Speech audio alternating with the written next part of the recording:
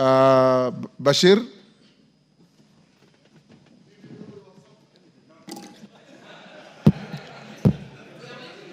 Honorable Speaker, thank you very much. Honorable Speaker, I want to bring to the attention of this House something of national importance that has been happening in the last 2 days. And this is a matter that has been aired on our media stations and televisions called Bloodbath Parliament. Honorable Speaker, that documentary was run by BBC World Service, and it's been run through our national media stations. And it captures or talks about the event that happened in June the 25th. A very sad day indeed, tragic and shameful. Tragic in the sense that we lost lives of our fellow Kenyans. Shameful in the sense that democracy of the parliament was about to be infringed. And nevertheless, it has come at this time, a time that we have really moved on. We spoke about that issue in this House, discussed it, sympathized, mourned our fellow Kenyans who passed on during that day. However, it has come at this time again. As much as we agree that our fellow Kenyans lost their lives, unfortunately, but we also moved on to ensure that we reconcile the country as we move on. BBC World Service has attended to this matter in a way that also looked at the Kenyan society or African society as something that discriminatory, sort of, if I may say so. Honorable Speaker, it looked like our media stations also picked it up without questioning how BBC World Service aired the story. It happens world over. People are killed, our people are killed, we sympathize, we moved on. Even world over. Remember, there was the same issue or similar in Capitol Hill. BBC World Service never took the opportunity to say something. It happened in London, they never said it. It happened in many Western nations, they never said it. Above all, there's the killing of women and children in Gaza, and BBC World Service never speak about it. Unfortunately, where 50,000 have been killed so far, especially women and children by a country. They never cover those things. So I think the timing of that report, and it comes at a time when IPOA and other executive agencies are doing an investigation, and they never shared that with them. Let us not subjugate or discriminate against our own agencies that we think are doing their jobs. It's a matter of us saying, let us ensure that they have capacity to do their job. But let us not clap hands for foreigners who always come and say, this is wrong, what you are doing. Pointing fingers at whatever we do. BBC is a world-renowned station, media station. They have never talked about the genocide that is happening in Gaza, and yet it's a world service. But they want to incite at this time. So, Honorable Speaker, I think why I'm raising this point, because the title itself talks about Bloodbath Parliament. They should have talked about the protests that happened that day in Kenya or Nairobi, but they chose to use the term Bloodbath Parliament. That is to also see Parliament in a very bad light. This doesn't mean that we don't sympathize with our Kenyans who have been killed. We did here. We mourned them. We empathized with them. We sympathized with them. But the timings of this report by BBC World is unfortunate.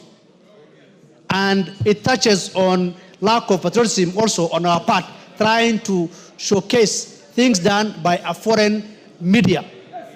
I want to take on BBC World. Please go to Gaza and report also what is happening in Gaza as well. Honorable Speaker, I wanted to bring that to attention of the House so that they are also aware that this is a national matter that is happening in our soil. Thank you very much, Honorable Speaker. Yes, KJ.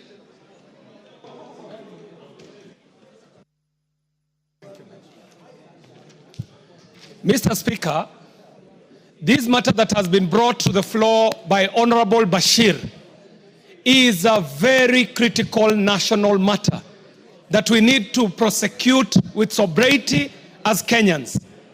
Mr. Speaker, there is no member who would rise on the floor of this House to support atrocities by any uniformed officer against our citizens. And in fact, we are not here to say whether the Kenya Army or the Kenya Defense Forces have done right or done wrong, because it is not in our place to judge them.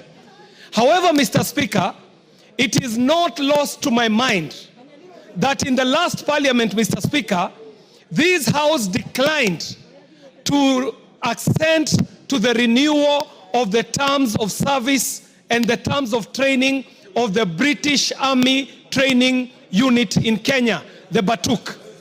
Mr. Speaker, when we refused to sign up and regularize Batuk's presence in Kenya, we took a hitting as a House, Mr. Speaker. But in this 13th Parliament, the Parliament has been able to pass that British Army Training Unit in Kenya can practice and train on our mother soil, Mr. Speaker. However, that was not without a rider. This House put a rider, and the rider was serious, Mr. Speaker. The rider was saying that there is no way that a British officer can end up committing a crime in Kenya and not tried in Kenya. Mr. Speaker, the British Army Training Unit is known to have killed our people. They are known to have raped our women.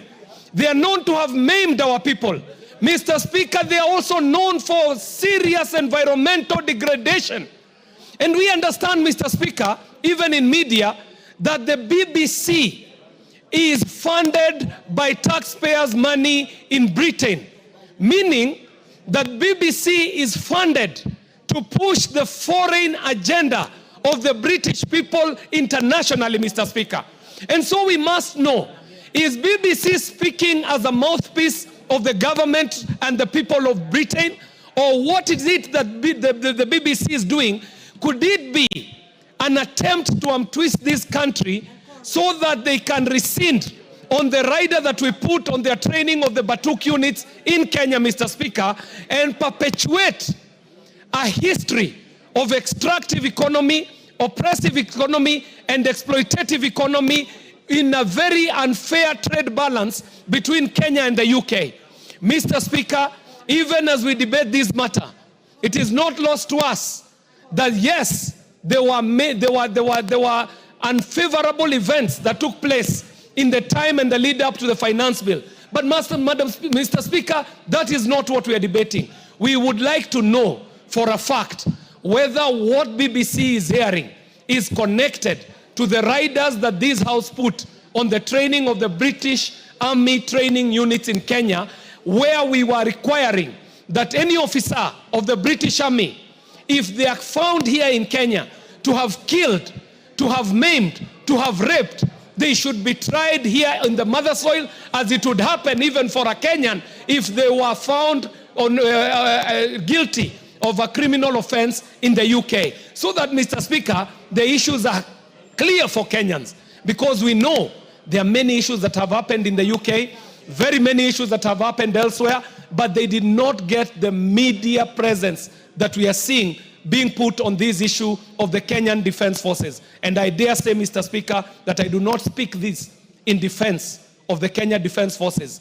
I speak this to frame the issues so that even as we are talking about this issue, we know that there could be an interest that is an ulterior interest being pushed with these media reports, because I know as a media practitioner, there is never a news item that appears on a prominent media station that is an orphan. Any media item that comes up on a media station has its own father and it has its own mothers. I thank you very much, Mr. Speaker, and let us look at the agreement that we put down for the British Army to be able to train in Kenya and on Kenyan soil, and the exploitation of our environment, the depletion of our environment, and the cases that we know of human rights abuses that are conducted by the British Army on Kenyan soils. The killing, the maiming, and the raping will not go unnoticed, and we will not keep quiet about this issue. Thank you very much, Mr. Speaker. On the same, Millie? Yes, Millie? Thank you, Mr. Speaker, and I want to thank Honorable KJ for urging that we speak soberly about this issue. And Mr. Speaker, I wish to speak soberly about this issue. And sometimes when you're in leadership, you have to take the road less traveled. And on this issue, I want to take the path less traveled. Mr. Speaker, we lost many young people. And we have very many young people who are traumatized as a consequence of what happened. Mr. Speaker, it is a point in our country that all of us wish never happened, but it happened. Mr. Speaker, I think we have not handled this issue well, and that is why sometimes you find people from outside are coming to document this. If as Kenya, we were able to acknowledge that things went wrong, and we need to fix it, then Mr. Speaker, even if BBC aired it, it doesn't matter. We have to fix our own problems on our own.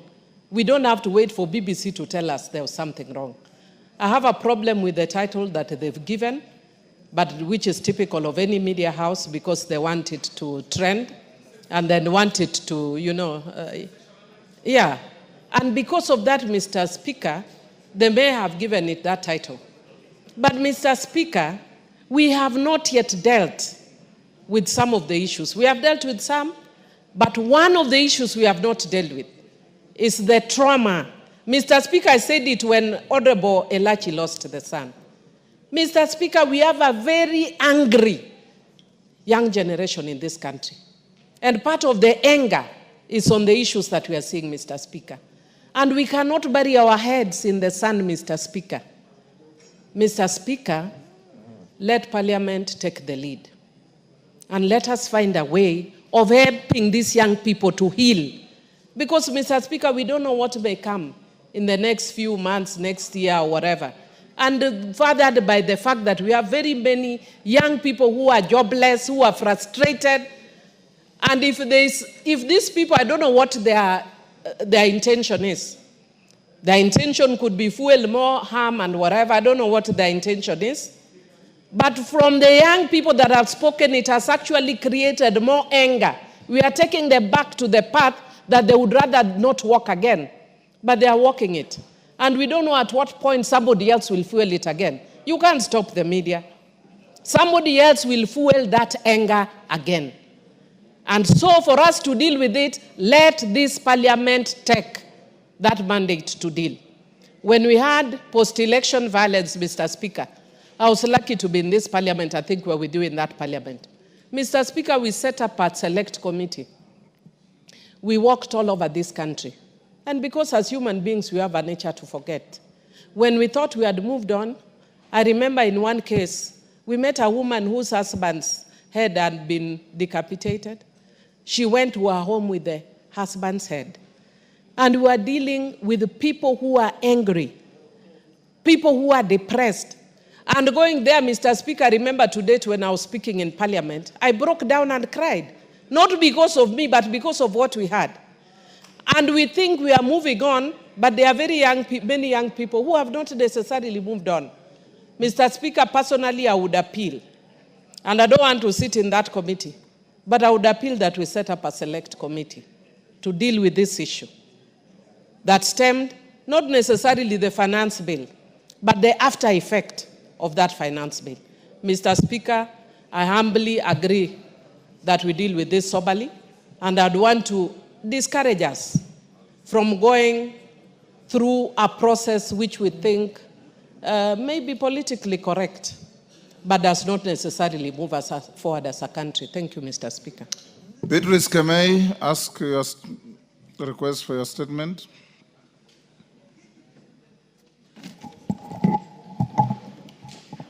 Thank you, Honorable Speaker.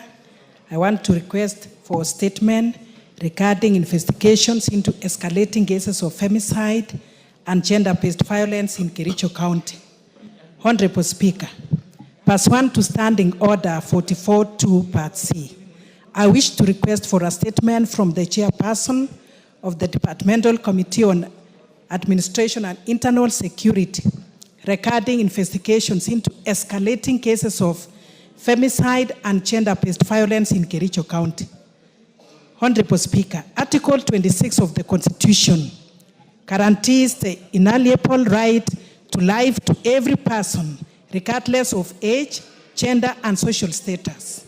Additionally, various statutes, including the Sexual Offences Act, Cap 63A, and the Protection Against Domestic Violence Act, Cap 151, place an obligation on the state to prevent, respond to, and provide mechanisms for reporting and prosecuting acts of gender-based violence and femicide. However, the implementation and enforcement of these laws remain inadequate to address the issues. Between July and September 2024, there were 62 reported cases of gender-based violence and femicide in Kericho County. On 14th April 2025, MS Mercy Chelangat, a 27-year-old mother of two from Kapkwen village in Kipkelion West, was allegedly stabbed by her husband during a family reconciliation meeting, an attack which occurred in the presence of other family members. MS Chelangat is currently recovering at the Kericho County Referral Hospital, along with two other family members who were allegedly injured during the incident.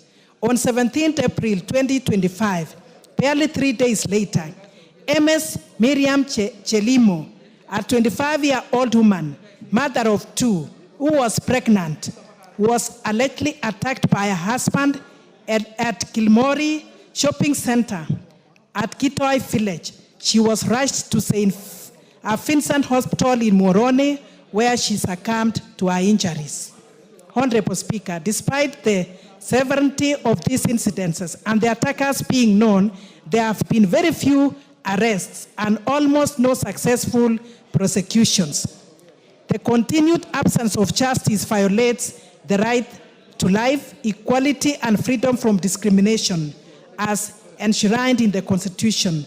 Notably, on 14 February 2024, this House adjourned its business under Standing Order 33-1 to address the rising femicide in the country. Additionally, a consultative meeting between the President and the women leaders from across the country culminated in the launch of the Commercial Duluma campaign in January 2025 to address the rising cases of femicide and GBV in the country. However, femicide continued to escalate, and survivors and families of victims suffer in silence, with perpetrators are not apprehended. Honorable Speaker, it is against this background that I request for a statement from the chairperson of the Departmental Committee on Administration and Internal Security on the following. 1, the current status of investigations into the reported femicide and GBV cases in Kericho County, particularly the attacks on MS Mercy Chelangat and MS Miriam Chelimo. 2, a report on the number of reported femicide and GBV cases between July 2024 and April 2025, including steps being taken by the ministry to ensure all reported cases of femicide and GBV in Kericho County are fully investigated and prosecuted without undue delay, and indicating the reasons for the low rate of arrests and prosecutions in the Kericho County cases. Honorable Speaker, I thank you. Tongoyo.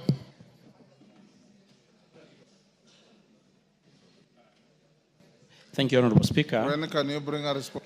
I will issue the response first week on reception from the recess. First week on once Let we it be resume so. from recess. Deco Barrow, Garissa Town.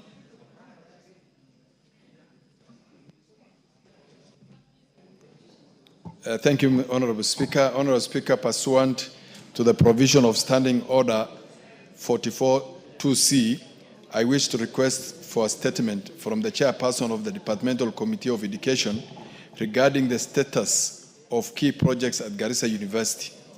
Honorable Speaker, Garissa University was first established as a constituent college of Moi University on the 12th August 2011 through a legal notice number 116 under the Moi University Act Cap 210A and the Garissa University College Order 2011 and attained full public university status October 23rd October 2017.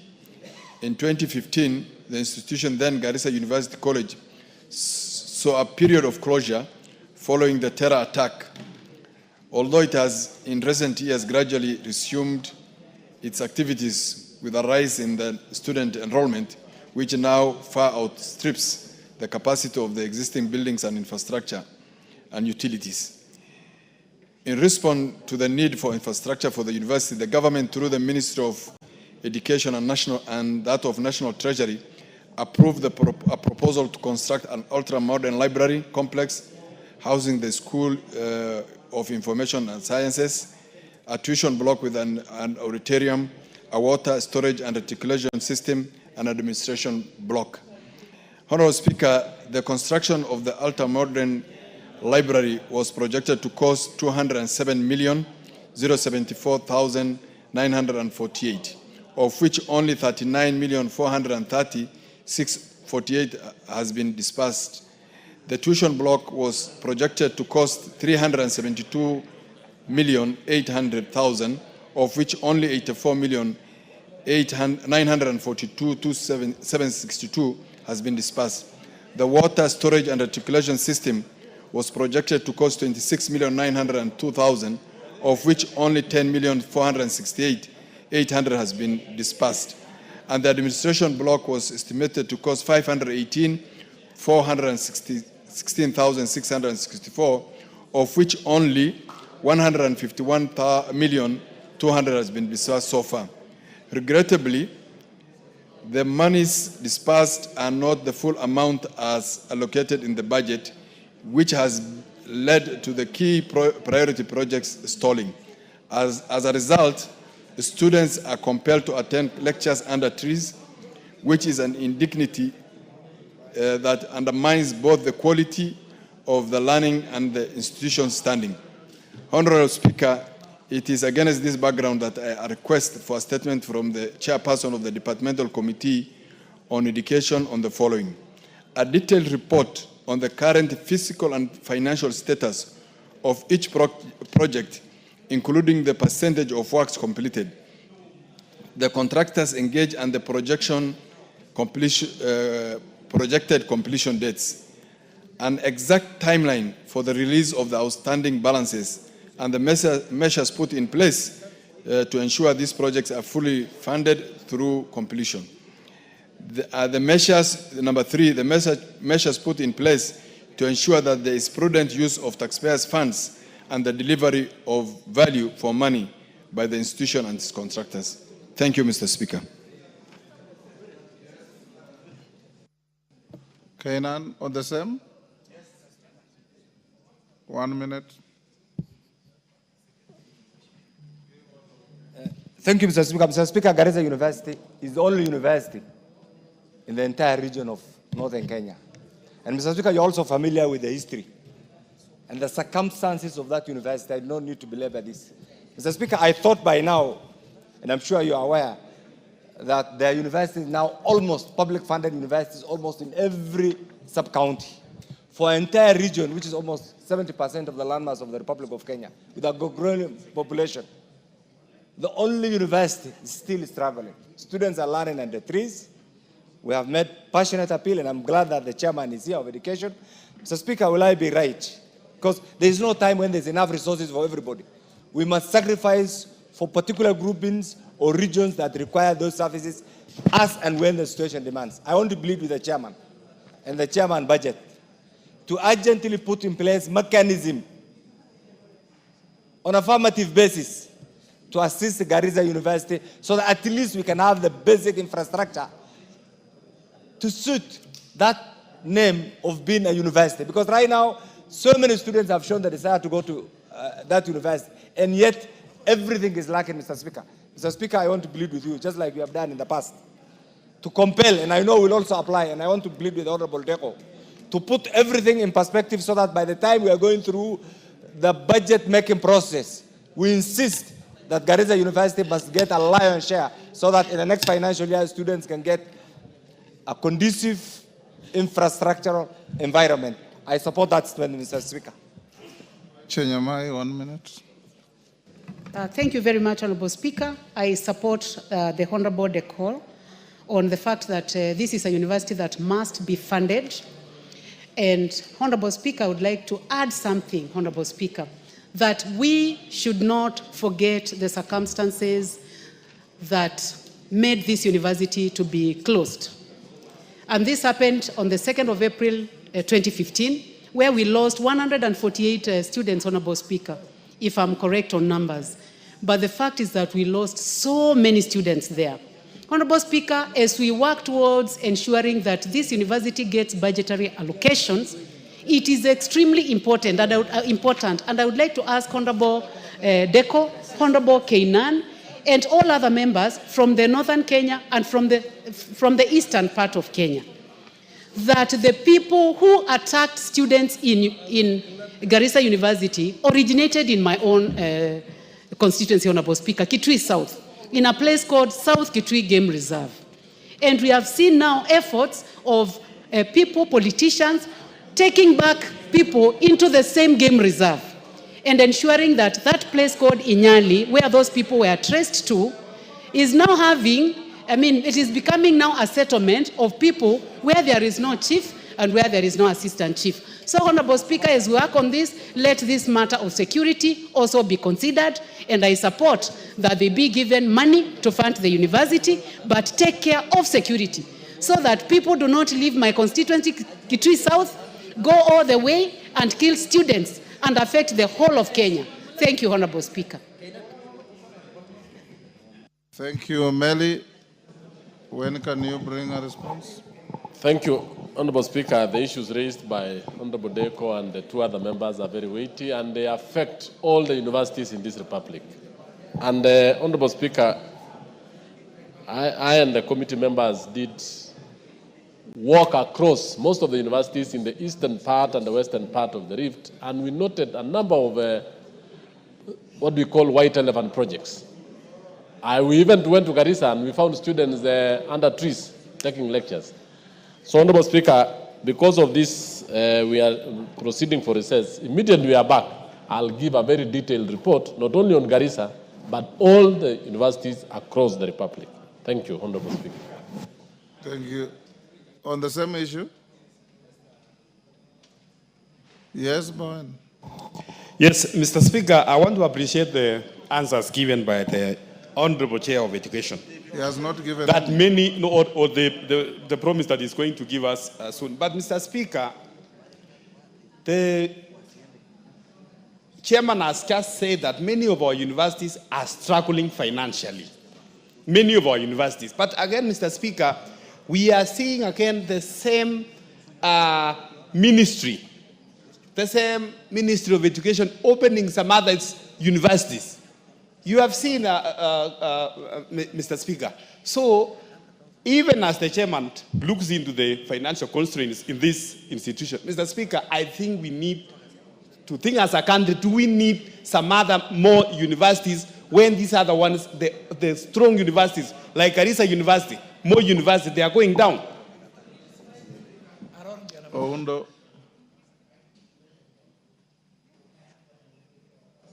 Speaker, I also want to concur with the sentiment of Honorable Bowen. Honorable Speaker, the truth of the matter is that our universities are limping. And the government or the executive has no capacity to fund and sustain these universities. Probably as he comes up with that statement, we need to be very clear on what modalities, what measures are you putting in place to make sure the universities that exist remain afloat, and what measures are you going to put in place to shut down those that cannot remain afloat and have got no capacity to remain afloat. Honorable Speaker, many days, every day you see a university has been opened here, then when you go to the constituencies, they force you, can you go ask for a university? But where I sit, I know it's no longer sustainable to open new universities. We need to be very clear as a country, do we need to continue? And in any case, Honorable Speaker, even if you look at the returns from KUSIPs, you find most students who even qualify to go to university are opting for TVET instead of universities. So it's time now to start to rethink how do we manage our universities. Thank you, Honorable Speaker. Millie will do as you have promised. Kainan. Thank you, Honorable Speaker. Pursuant to the provisions of Standing Order 44.2c, I wish to request for a statement from the Chairperson of the Departmental Committee on Energy regarding the extension of the national power grid from Garissa to Wajir and Mandera counties in the northern Kenya region. So it's just the same thing about the university right now. Honorable Speaker, access to electricity is a fundamental driver of socio-economic transformation and a key enabler of development. The residents of this region, Mr. Speaker, have experienced unreliable electricity in the past, and this is clearly documented, which has disrupted critical services, stifled business operations, and limits access to education and healthcare, ultimately hindering economic growth. Mr. Speaker, the extension of the national grid to northern Kenya region is therefore essential to unlocking the region's economic growth and bridging the development gap, particularly, Mr. Speaker, for Wajir and Mandera. Honorable Speaker, it's against this background that I request for a statement from the Chairperson of the Departmental Committee on Energy on the following: a report on the current status of funding, planning, and implementation of the extension of the national grid from Garissa to Wajir and Mandera counties in the northern Kenya region, including the timelines for completion. Mr. Speaker, this project has been in the pipeline since independence, Mr. Speaker, and it has never taken off. We just need to know the truth. Two, Mr. Speaker, the immediate and long-term measures the government is putting in place to ensure the residents in northern Kenya region get access to reliable and affordable power, Mr. Speaker. And finally, Mr. Speaker, the plans that the government is putting in place to address the gap in the provision of power in the region, including alternatives for provision of off-grid solar access. I thank you, Honorable Speaker. Energy, Gikaria, when can you bring a response?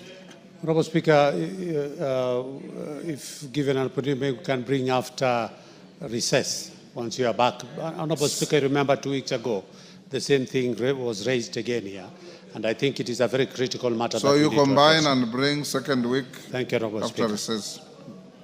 Mashua Waithaka.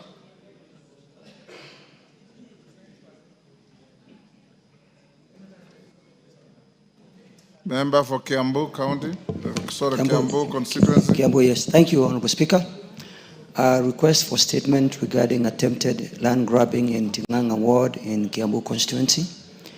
Honorable Speaker, pursuant to Standing Order 44.2c, I wish to request for a statement from the Chairperson of the Departmental Committee on Lands regarding the attempted land grabbing targeting the family of the late Mr. Wilson Bodu in Tinganga Ward, Kiambu County. Honorable Speaker, the Bodu family has owned and resided on their 236-acre parcel of land in Tinganga Ward in Kiambu, with their ownership properly documented. The family acquired the land from the white settlers 51 years ago, and legitimate ownership is further evidenced by compensation by the government for land allocated for the development of the Kiambu-Rioki-Giawa Road. An additional compensation received for allocation of land for the Athi Water 3 pipeline easement. However, over the 2 past months, the family has faced systematic harassment through repeated summons from various state agencies, including the Directorate of Criminal Investigations and the National Land Commission, demanding explanations regarding their land acquisition.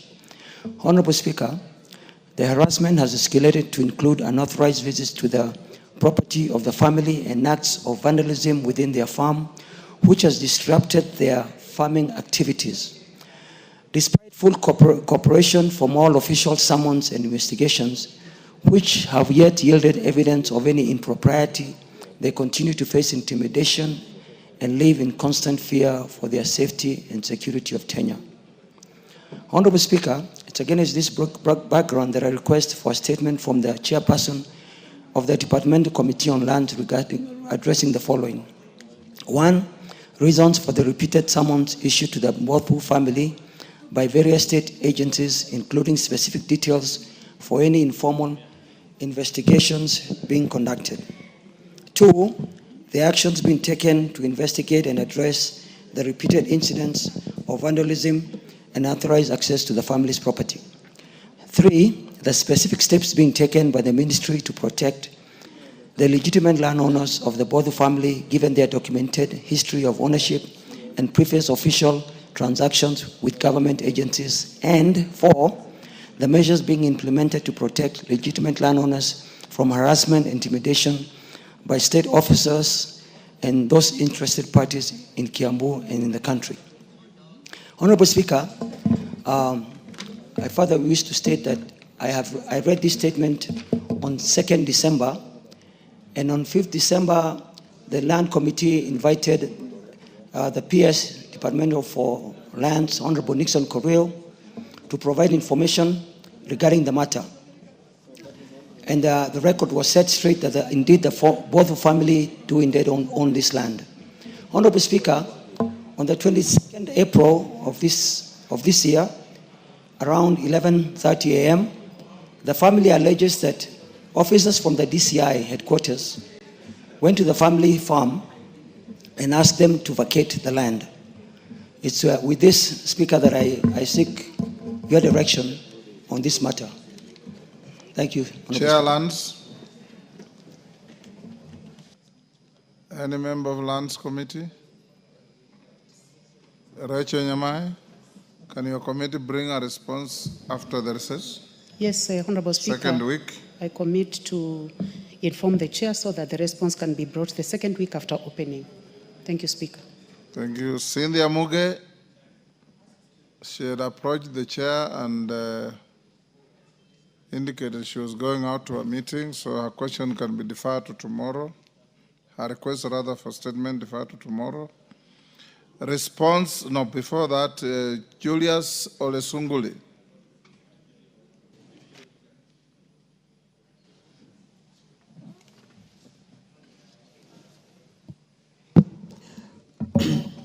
Mr. Speaker, sir, pursuant to the provisions of Standing Order 44.2c, I wish to request for a statement from the chairperson of the Departmental Committee on Administration and Internal Security regarding the unfortunate incidents at Angata Barikoi in Kilgoris constituency.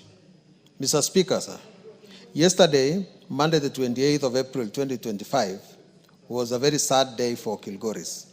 6 persons, namely Mr. Paul Parsuben of Kapsinendet village and Mwalimu Joseph Rono of Chelchel village, Mr. Isaiah Kipkoech of Kabusa village, Mr. Gideon Koech of Kapsinendet, and Mr. Nelson Rono of Rotka village, all of Kilgoris constituency, lost their lives after being shot by the police officers from Angata Barikoi and Lolgorian. In addition, the Registrar of Lands Kilgoris, Mr. Jepkwesi, and several other officers were also injured and admitted to various hospitals within the area. The incident occurred during a protest that erupted over a disputed parcel of land where the current residents are believed to be the rightful owners, having lived there as their ancestral land. The security situation in the region remains tense following this incident. Mr. Speaker, it's against this background that I request a statement from the chairperson of the Departmental Committee on Administration and Internal Security on the following matters. One, the chairman should inform us who authorized the police officers to use live ammunition against residents who are not armed. Two, why did the registrar and surveyors go to survey land belonging to people of Angata without their consent and fully knowing that the land has a title deed? Each of those pieces of lands are owned by definitely known people. And what was the reason why they had to go and resurvey people's land? Who wants to take that land? Mr. Speaker, thirdly, why is the ministry, and I'm talking about the Ministry of Internal Security, retaining officers in Lolgorian and in Transmara South who have overstayed and they have outlived their usefulness? And now they are being used, I don't know, for some special interest. Can the chairman tell us whose interests are these officers serving, and can he consider removing them immediately? And Mr. Speaker, the government should consider ensuring that the families that have lost their people have been compensated. Mr. Speaker, I beg to request. Kitayama. Mheshimiwa Spika, kwa ruhusa yako naomba kumuunga mkono Mheshimiwa jirani, Mheshimiwa Sunkuli. Mheshimiwa Spika, Wazaramo wana msemo unaosema kwamba mla huliwa.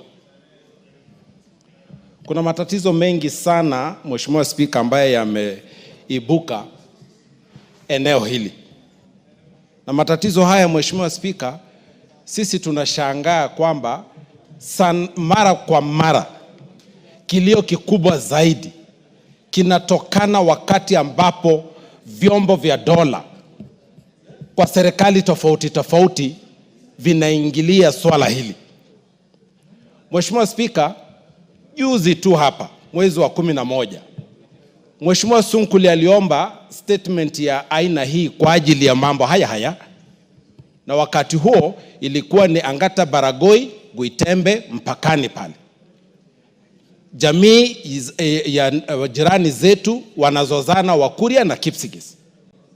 Mheshimiwa Spika, wakati huo ikaonekana ni jambo ambalo linahitajika lichukuliwe kwa dharura. Wewe Mheshimiwa Spika, ni kushukuru sana kwa sababu ulitoa agizo kwamba kamati ya usalama, kamati ya administration ambayo inaongozwa na rafiki yangu, ndugu yangu, jirani yangu Mheshimiwa Tongoyo, aje pale katika eneo la tukio aweze kuangalia ni nini tunaweza tukakifanya ili kwamba usalama uweze kuendelea kuwepo pale. Mheshimiwa Spika, mimi ukao umenituma mimi kikazi kwenda Dubai. Nikakata safari yangu kwa siku 2 mfululizo ambazo nimerudisha hata hela ambayo ulikuwa umenipa mimi kwamba nikaweze kuwa pale. Kwa sababu jambo hili ni nyeti, nikarudi. Tukaenda katika eneo la tukio. Tukajaribu kuangalia, na kamati hiyo ni washukuru sana kwa sababu walisikiliza watu wetu na wakapata uhalisia wa mambo. Shida ambaye hata bunge hili linajua kwamba imenukuliwa kuwa imeanza tangia miaka ya kabla ya uhuru. Na Mheshimiwa Spika, ukweli ulioko ni kwamba tumekataa kama nchi kufuata haki, na tunafanya hivyo makusudi tu. Sasa Mheshimiwa Spika, mimi namuunga mkono jirani Mheshimiwa Sunkuli, na ninasikitika sana na kutoa rambirambi kwa wale familia ambao wameweza kupoteza maisha yao, jamii hizo ambazo zimepoteza mali na matatizo ambayo yanaendelea katika ukanda ule. Lakini Mheshimiwa Spika, naomba Mheshimiwa Spika, kama nilivyosema hapo juu nikianza kwamba mla uliwa. Mheshimiwa Spika, damu ya binadamu ni damu ya binadamu. Sio vizuri Mheshimiwa Spika itoe picha nzuri, taswira yake inakuwa ni mbovu. kwamba miezi miwili iliyopita, wiki mbili tatu iliyopita, Wakuria waliuawa katika eneo hilo. Na Mheshimiwa Spika, sikuona purukushani ambaye ninaona sasa hivi. Sasa hivi maafa ambaye tunajutia yanaonekana kama ambaye ni maafa makubwa zaidi kuliko maafa yaliyofanyika kwa jamii ya Wakuria. Mheshimiwa Spika, ukanda huu unahitaji mjadala, na sio mjadala wa kupapasa papasa. Unahitaji mjadala wa halisia kwamba eneo hili kihistoria, kwa sababu kila mtu anayezungumza mambo ya eneo hili, shambo hili, anazungumza historia. Sisi Wakuria tuna historia yetu, Kipsigis wana historia yao, Wasiria ndugu zetu, jamii ya Maa wazuri sana, majirani zetu wazuri sana, wana historia yao. Na sisi wote tunakubaliana kwamba maeneo hayo, sisi jamii zile ziko pale za Maa, Masai, Siria, Moitanic, Wasingishu, na sisi Wakuria pamoja na Wakisii na wale wengine wote ambao ni kwa kununua pale, tuishi pale kwa sawia. Watu wote tuna haki, kwa sababu katiba hii inatupa haki, Mheshimiwa Spika. Sasa haipendezi kwamba hii kamati ya Mheshimiwa Spika, kamati ya administration hii, statement ya pili inakuja kutolewa na Mheshimiwa Sunkuli kwa swala hilo hilo. Kwani hawa watu ni wazembe, ama ni kutaka hawataki, ni kazi hawataki kufanya, ama wanafurahia Wakuria wakifa, Kipsigis wakifa, wanataka nani afe ndio waje kutatua tatizo hili? Mheshimiwa Spika, jambo hili linaudhi Mheshimiwa Spika. Yes. Tongoyo, ni uzembe au ni kutotaka kufanya kazi? Hii ni ya lands au ni security? Yes. Thank you, Honorable Speaker.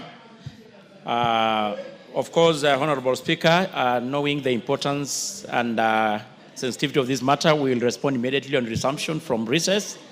But Honorable Speaker, having said this, I want to say the following. Honorable Speaker, I personally want to join... Tongoyo, given the gravity of the matter, yes, and the loss of lives, is there somebody playing some gadget in the house? Who is playing a gadget in the house? It's out of order.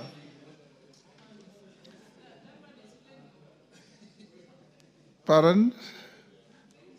Yes, is that you, Kajwang? Sorry, okay. Are you able to bring a preliminary response tomorrow afternoon? Yes, I will, Honorable Speaker. Lives have been lost. Yeah. We hear of heightened tensions. Yeah, okay. In the area, we saw a policeman with an arrow in his head, and many other things. Can you get in touch with the Interior and bring a statement tomorrow afternoon? I will, Honorable Speaker. Yes. But Honorable Speaker, just give me a minute to say the following. I'm much obliged, Honorable Speaker. Honorable Speaker, I want also to join my colleague, Honorable Sunguli, really to pass my condolences to the families who lost their loved one. As it is now, the preliminary report is that 5 lives have been lost, of 5 locals traveling.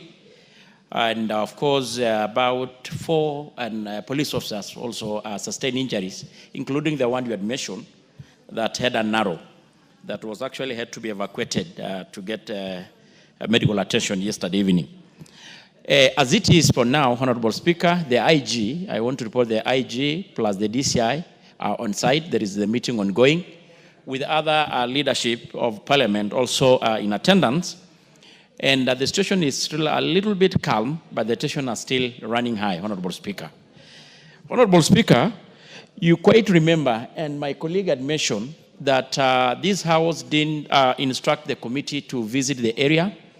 And we did exactly so, Honorable Speaker. And I want to really appreciate the colleagues, members of Parliament, who have failed themselves.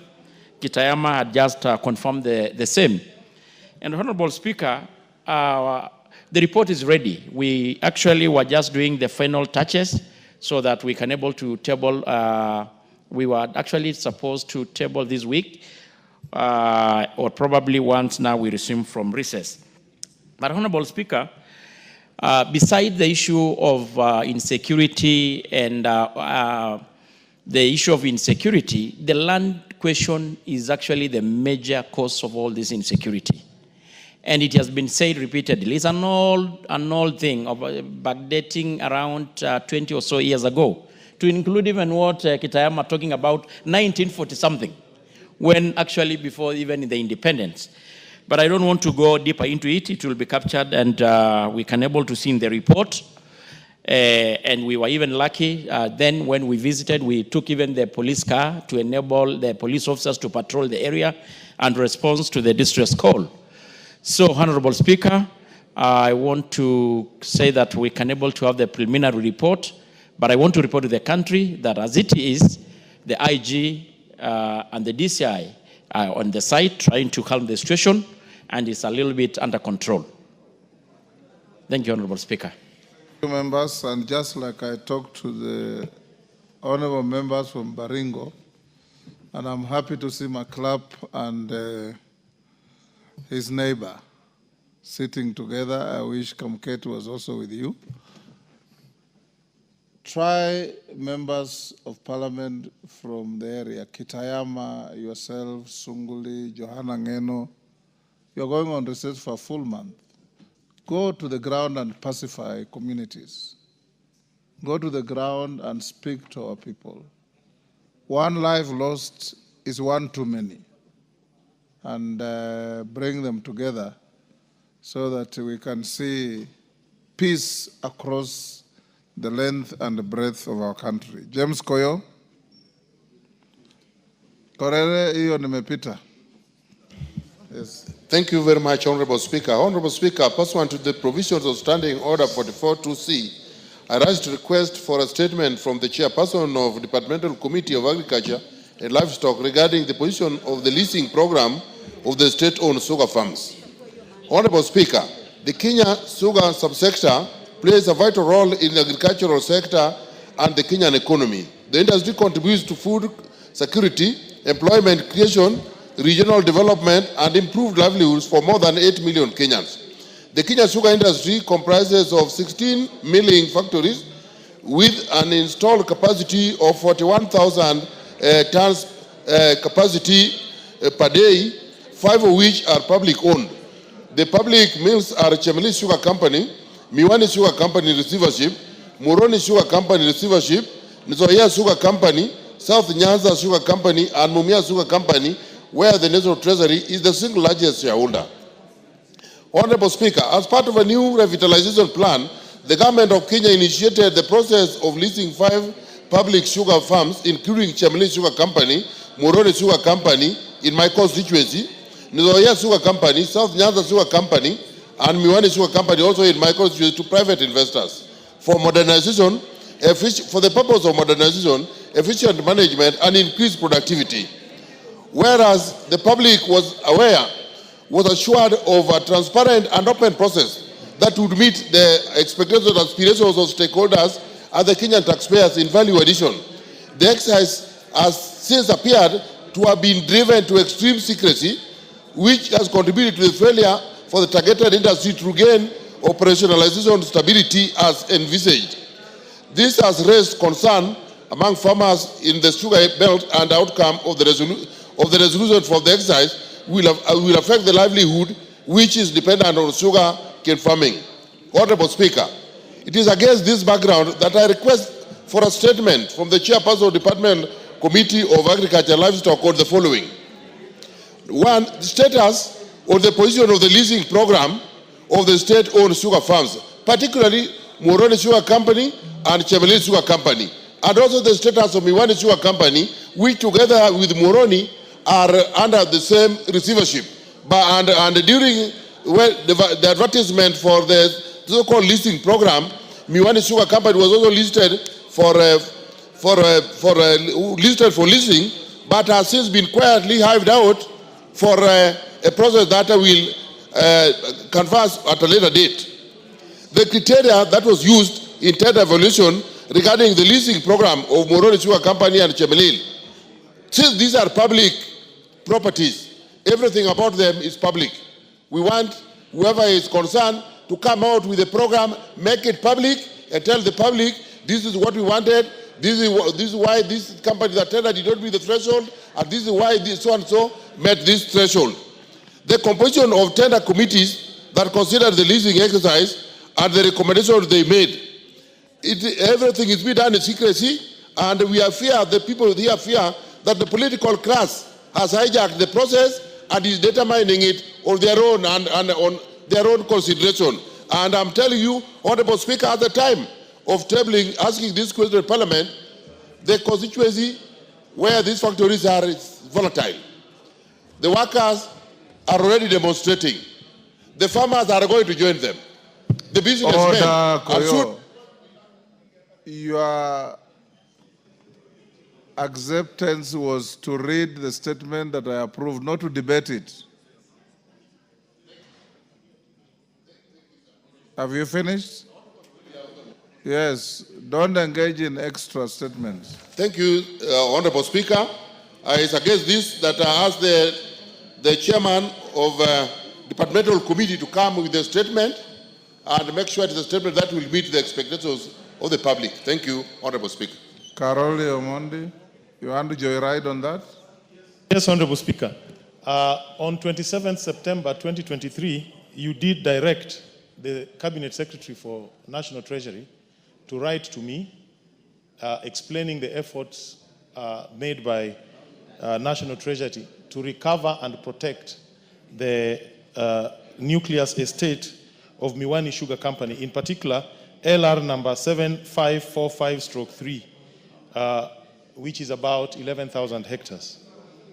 This matter, I believe, is still alive because I have in my hands here a letter dated 11th April 2022 from the PS Agriculture, reference MOALD/SDCD/legal/18C to the Director General, Kenya Sugar Board, asking that Kenya Sugar Board and Miwani Sugar Company and some other people in court enter into a consent.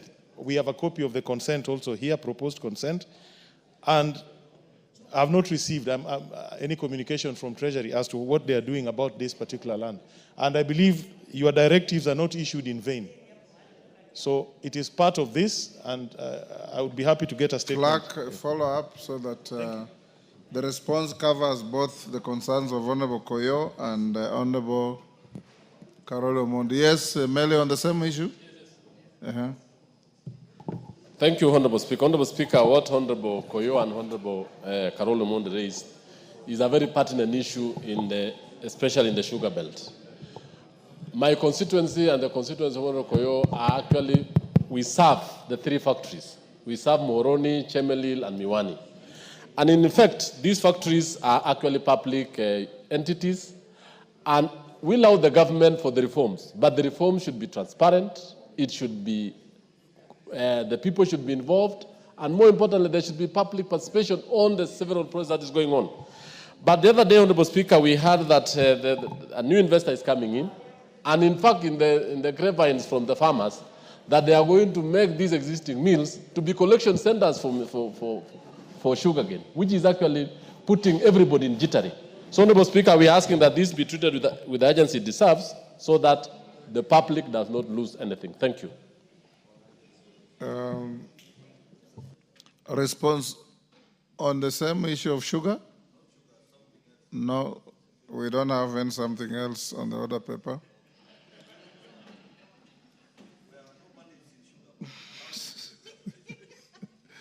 Responses, education and health. Who is responding to Abdi Shuria? Is Shuria in the house? Okay. Oh yes, agriculture. Where is the chairman? Ferdinand, yes, you are a member of that committee. Can you discuss with your chairman and bring a response? Yes, Mr. Speaker, I think after recess. It's very important after the recess May I get the information so can be able to have a meeting? Because sugar is very important, and I think we even made a tour in that region. So I think we can give a response after recess. Thank you. 2 weeks after recess. Education and health. Is Honorable Sharia in the house? He's not. Were you ready with the response? I'm ready. Honorable Speaker. It is a joint statement. Yes, it is a joint response. Honorable Speaker, as directed by your office, we did had a joint sitting with the Health Committee, and we co-chaired with Honorable Nyekal. To be fair to Sharia, yes. Let's... But I want to give a brief, because we yes. have no report as of now, because we expect to bring the report in the next, immediately we are back from recess. Isn't it better to do it when he's here? So maybe... do it tomorrow morning. Thank you. Clerk, release this for tomorrow morning so that that explanation can be given. Administration and internal security to Innocent Mugabe. Tongoyo.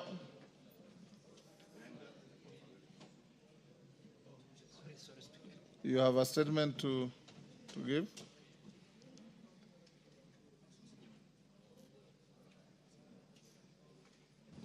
Your response to a request by Innocent Mugabe, MP for Likuyani.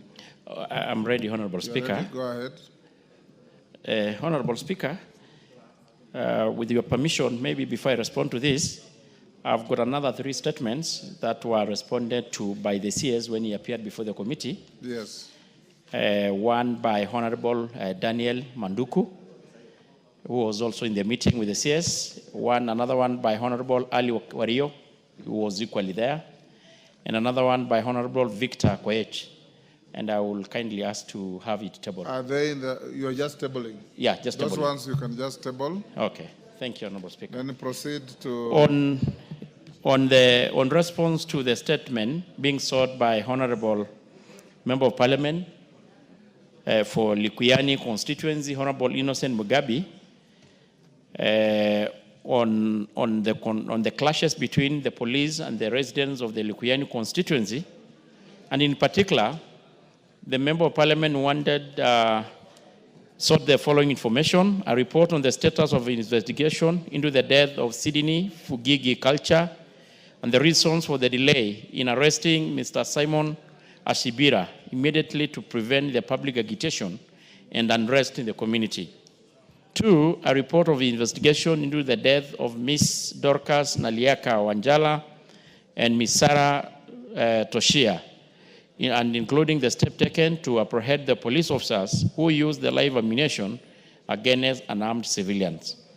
Thirdly, the measures put in place to prevent the use of live ammunition during demonstration and the adoption of the alternative non-lethal methods of crowd control. And 4, the step being taken by the ministry to compensate the families of the deceased person. And I want to respond as follows. On that March, during a local funeral event, a disagreement arose between Simeon Ashibira, the community policing chairman of Zoia Division, and the late Sydney Fugigi, a grave digger.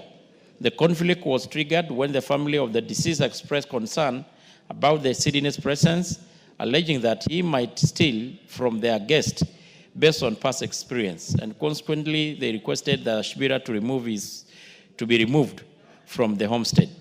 The Sydney left the event visibly unsettled and disgruntled. On the 4th March, the Sydney visited Ashibira's home to confront him over the perceived embarrassment at the funeral, and a heated exchange ensued, during which Sydney allegedly made threatening remarks, prompting Ashibira to forcefully remove him from his compound.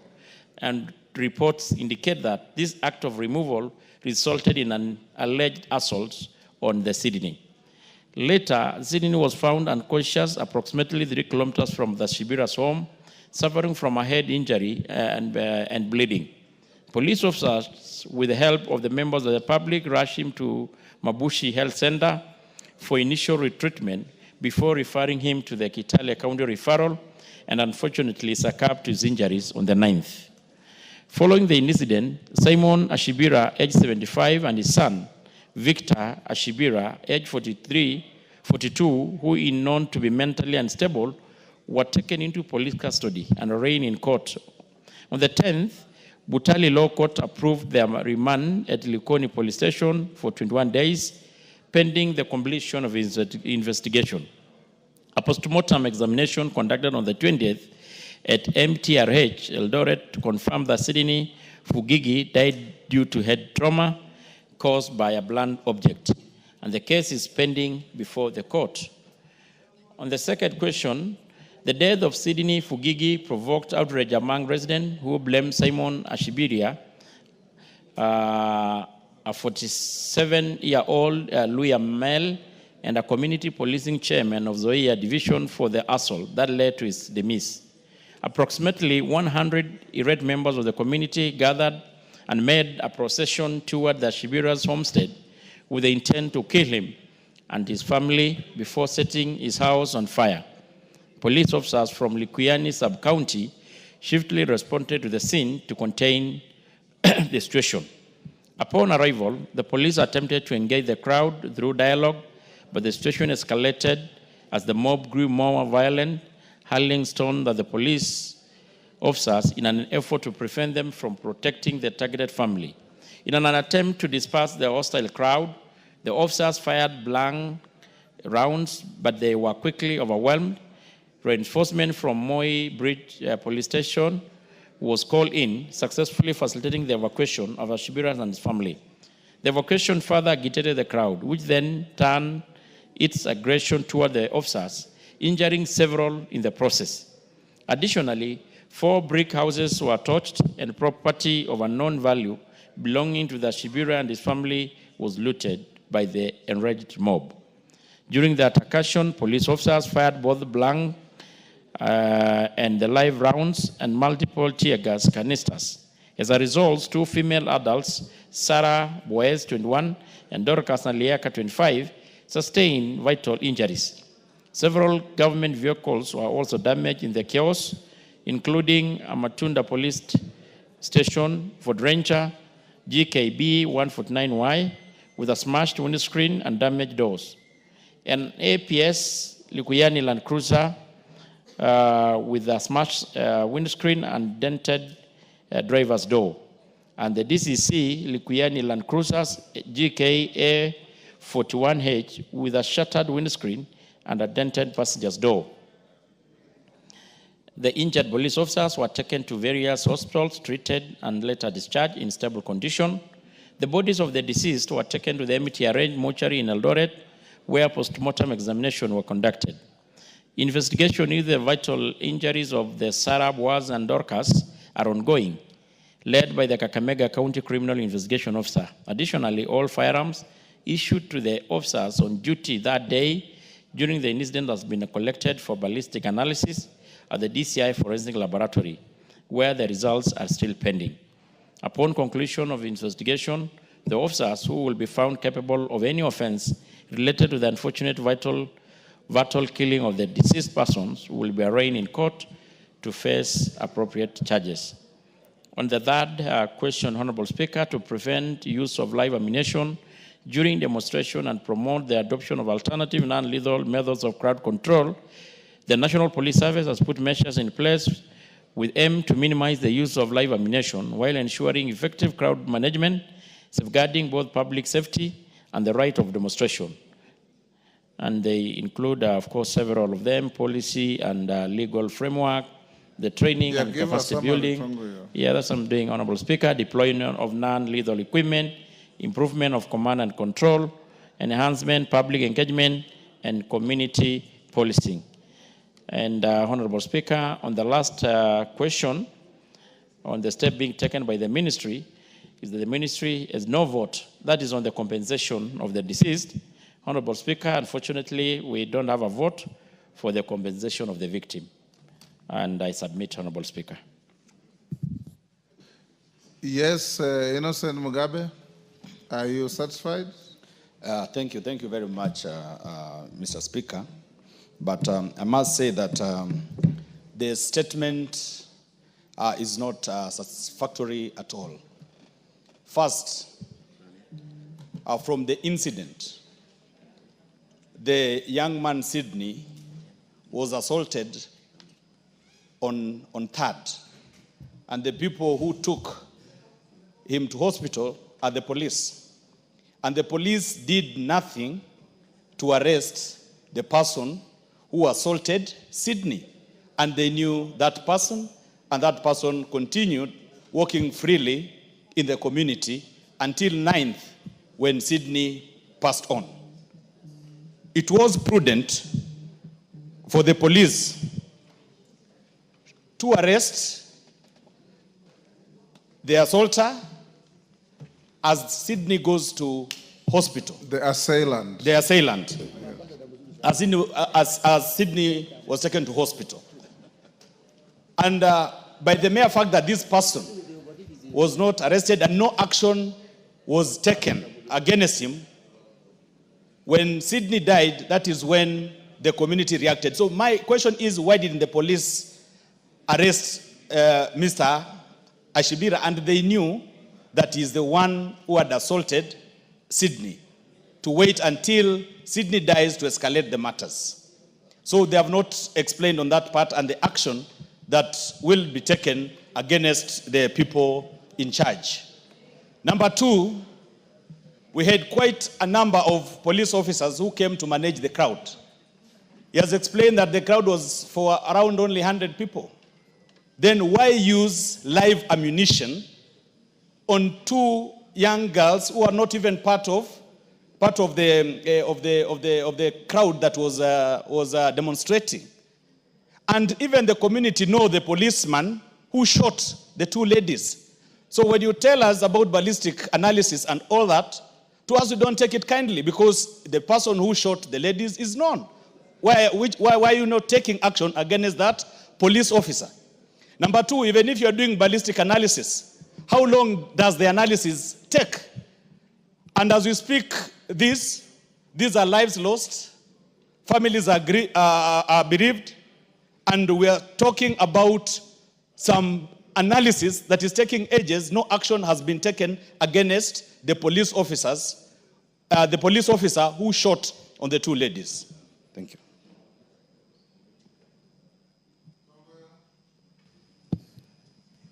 Umesikia vile umeulizwa?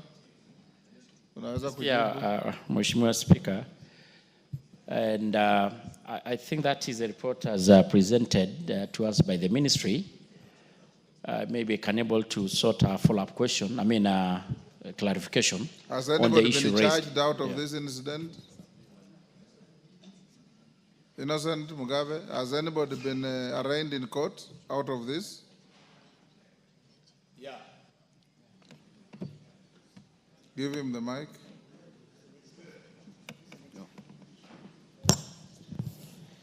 Yes, Mr. Simon Ashibira and his son were arrested.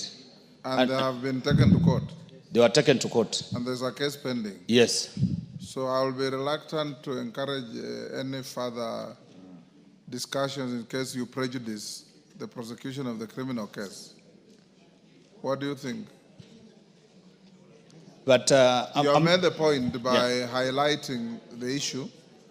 Yeah, but if it's a matter that is now pending before a criminal court, it's up to you. You know, there are 2 matters. Yes. One for Sydney, the assailant has been taken to court.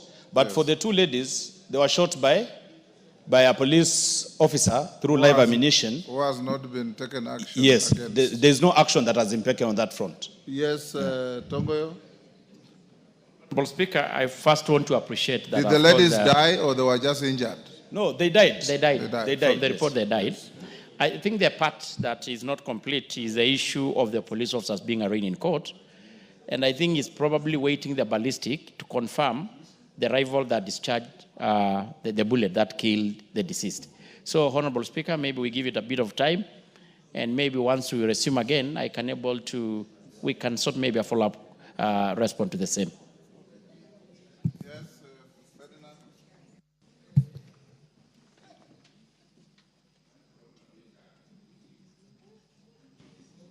Mr. Speaker, I just want to make a very general comment that I think there should be something wrong with the police that when you call the police, like what happened in Kilgoris and what happened in this case, where the police, there's no discipline at all. I think police are just acting haphazardly. I don't know what we can do to have discipline so that if they are called upon to quell any disturbances, they are orderly. And from what you are saying is that somebody just haphazardly shot. What happened in Kericho is where 5 people are killed. It's just because they're just haphazard. Mr. Speaker, I think we should do something, and the police force must actually be disciplined enough to quell whatever disturbance they are in a place, other than having, whenever they go, they are going to kill people.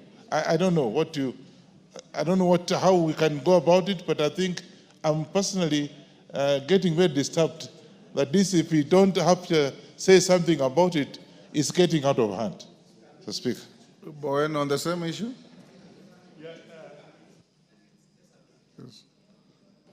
Bowen? Mr. Speaker, mine also is just a general comment, Mr. Speaker. We have seen, I don't know, Mr. Speaker, we need to have the chair of security to seriously sit down with our heads of police, the IG and the security team, Mr. Speaker, because there is a serious disconnect between the people, the citizens, and police, Mr. Speaker. Mr. Speaker, some few months ago, you saw a crowd of people actually chopping a hand of a policeman somewhere in Narok because of an accident or an incident which happened somewhere. You saw yesterday, there were 5 people who were killed by police.